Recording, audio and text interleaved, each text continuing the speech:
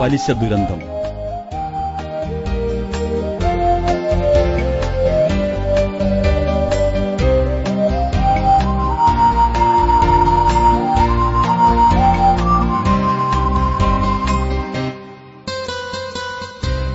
സാമ്പത്തിക രംഗത്തെ പിശാചത്രേ പലിശ.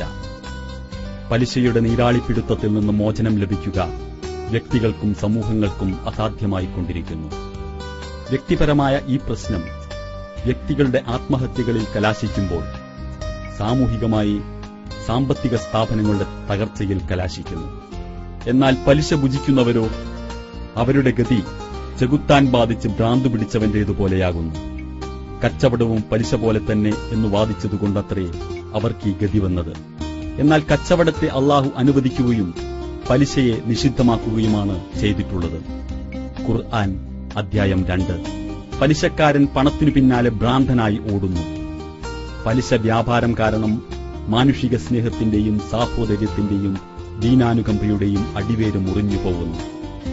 ആരുടെയൊക്കെ ദുസ്ഥിതിയിൽ നിന്നാണ് തന്റെ സുസ്ഥിതിക്കുള്ള ഉപകരണങ്ങൾ ചൂഷണം ചെയ്തുണ്ടാക്കുന്നത് എന്നൊന്നും അവർ ചിന്തിക്കുകയേയില്ല.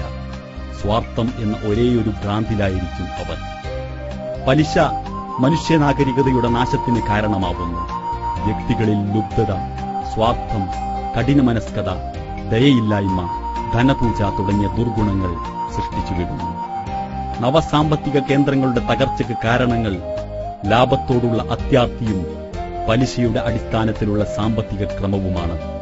ഉയർന്ന പലിശ, വായ്പ സൃഷ്ടിപ്പ്, സുതാര്യതയില്ലായ്മ, അനിയന്ത്രിതമായ സ്വകാര്യവൽക്കരണം, ഊഹക്കച്ചവടത്തിലധിഷ്ഠിതമായ സാമ്പത്തിക കൈമാറ്റങ്ങൾ എന്നിവയാണ് ആധുനിക സാമ്പത്തിക വ്യവസ്ഥയുടെ വശങ്ങൾ.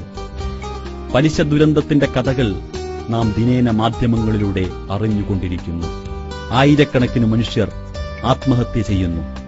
വീടും കിടപ്പാടവും നഷ്ടപ്പെട്ട ആയിരങ്ങൾ, മാനസിക രോഗികളായവർ, ജയിലിൽ പോകേണ്ടി വന്നവർ. ഇസ്ലാം പലിശയെ കർശനമായി നിരോധിച്ചിട്ടുണ്ട്. പലിശ ഇടപാടുകാരെ നബി സല്ലല്ലാഹു അലൈഹി വസല്ലമ ശപിച്ചിട്ടുണ്ട്. പലിശരഹിതമായ ബാങ്കിംഗ് സംവിധാനവും സക്കാത്ത് സംവിധാനവുമാണ് ഇസ്ലാമിക സാമ്പത്തിക വ്യവസ്ഥയുടെ അടിസ്ഥാനം.